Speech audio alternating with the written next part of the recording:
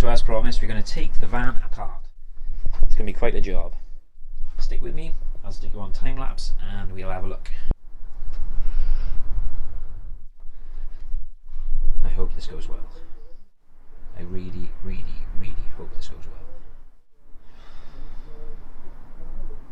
Here we go. Okay, so the first thing you want to do is remove the grill. There's 3 screws on the top of the grill and 2 screws in the center of the grill. Work your way around it, pop it off either side and it should pop off quite easily. Next you want to tackle the headlights. There's 3 screws in each headlight. Take out the screws and disconnect the headlight. Put your headlights to the side, nice and safe so you don't hit them. The next thing you want to do is tackle the bumper. Remove all screws around and behind the bumper. There's also a screw underneath the number plate in the center. Once you've tackled all these screws, remove the bumper and put it to the side. Next you want to tackle this frame around the headlights. It also has an intercooler radiator in it, so you have to take off the large pipes leading to the radiator. It's just Jubilee clips. You should be able to take it off with a flathead screwdriver. Around the frame you've got several screws in each corner of the frame. Remove these screws and eventually the frame will come loose. There's a bonnet catch which is a bit fiddly to take off. Mark around the bonnet catch if you intend to take it off, but I just ended up taking the frame off and tying it up to the bonnet so it was out of the way, so I didn't have to bother with the bonnet catch, which can be quite fiddly.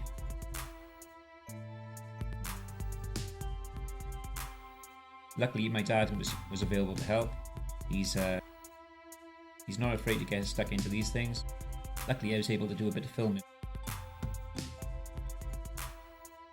Once we secured the frame up to the bonnet, we were able to get to the alternator. We put a work light inside and got to work in disconnecting the alternator. There's 2 cables leading to the alternator. There's one very fiddly clip behind the alternator. It's like a push-pull clip. With a bit of fiddling you should be able to get it off. There's also a big cable coming from the alternator which goes to the van battery. When disconnecting this cable, be sure to insulate it so it doesn't earth to the van. Before we got to tackling the belt, it was time to have a cup of tea.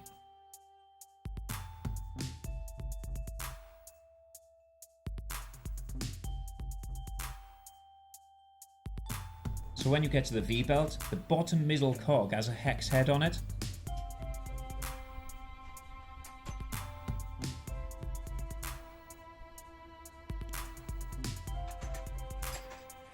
So if you can just see that bottom middle cog, it's got a hex head on it. Get your spanner on it, pull it towards yourself, and the whole thing will loosen.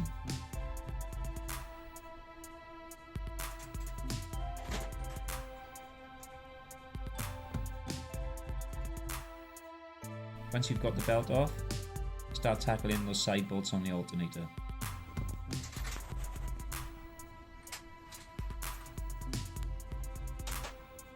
As you can see on the side of the alternator, there's that orange connector that's a bit fiddly to get off, and you can also see the main leads to the battery, which we've insulated.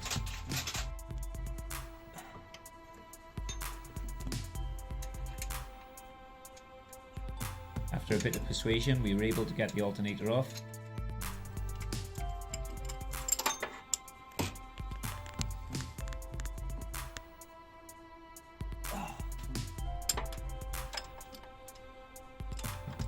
It's a bit fiddly, but we got there in the end.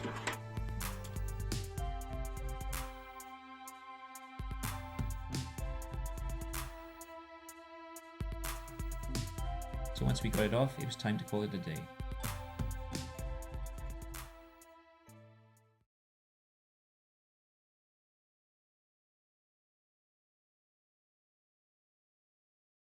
The next day I managed to find an alternator at a local scrapyard for £45.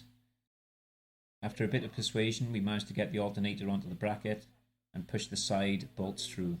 Once the alternator was in place and the bolts were fully tightened, it was time to get that belt back on.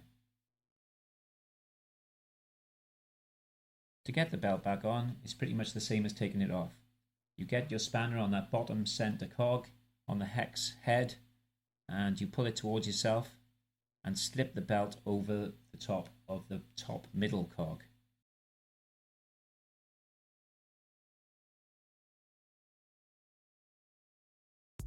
Once the belt is on, it's time to put the van back together again. Drop that frame back down and then start attaching it to the van.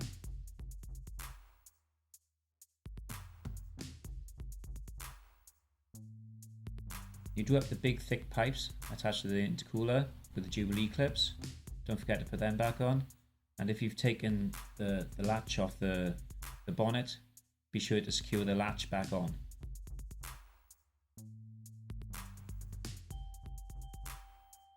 I replaced all my Torx heads with hex heads, and so in the future it would be easier to take it all apart again, because the Torx heads round off very easily, and the first time that I took the front end off this van, it was a nightmare because all the heads were rounding off and I had to drill out a couple of them.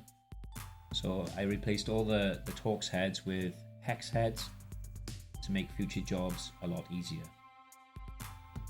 So once you've got that frame for the lights and the intercooler back connected, it's time to put that center plastic piece back on and then put the bumper on. Before I finished, I made sure that I inspected the scuttle panel, making sure that it wasn't leaking, that there was no water dripping onto my injectors, which are very important on this model. I put that center bolt behind the number plate, put the number plate back on, just went around the front making sure all the bolts are secure, looking for any other places that there could have been potentially bolts missing. So just work your way around the front, take your time and tighten up everything that you can see and make sure everything is right. Once all the front is secure, it's time to connect the headlights.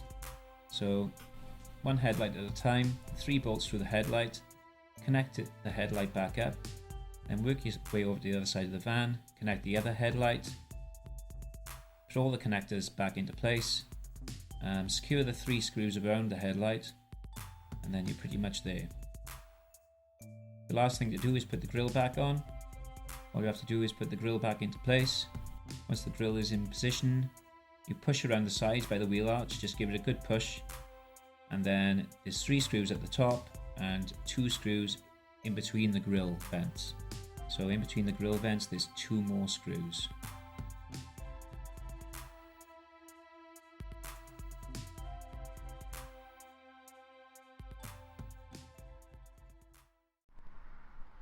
Okay, once the job is done, you go into the front. Underneath the passenger seat you'll locate your battery, as you probably all know. Take the cover off, reveals the battery. I'm going to take this red cover off, so reveal all your positive terminals. Get yourself a multimeter and test the battery. I've jammed a red needle into the positive side and the negative black needle into the negative side, and we're getting a reading of about 12.46. What we want to do now is start up the van, and hopefully this reading will go up to around 14. Then we'll know that we've got a good alternator and we are charging. Okay, here we go.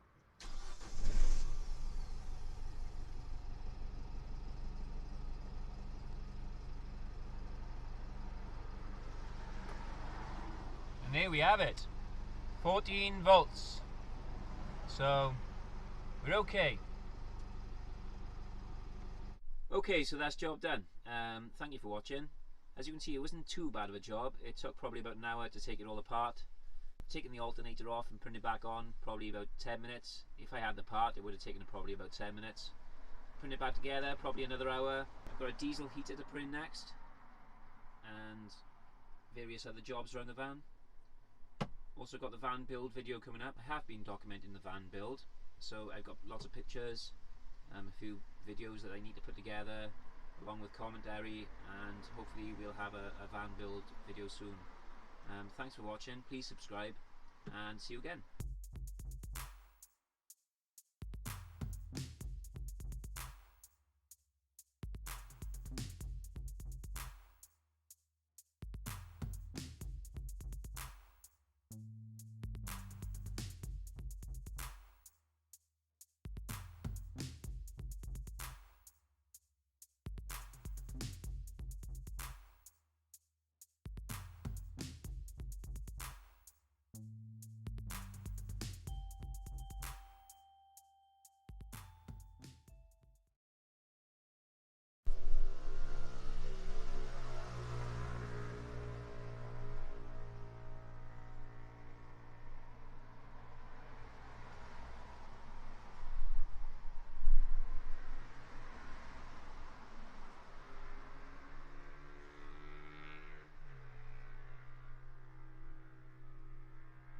this bike to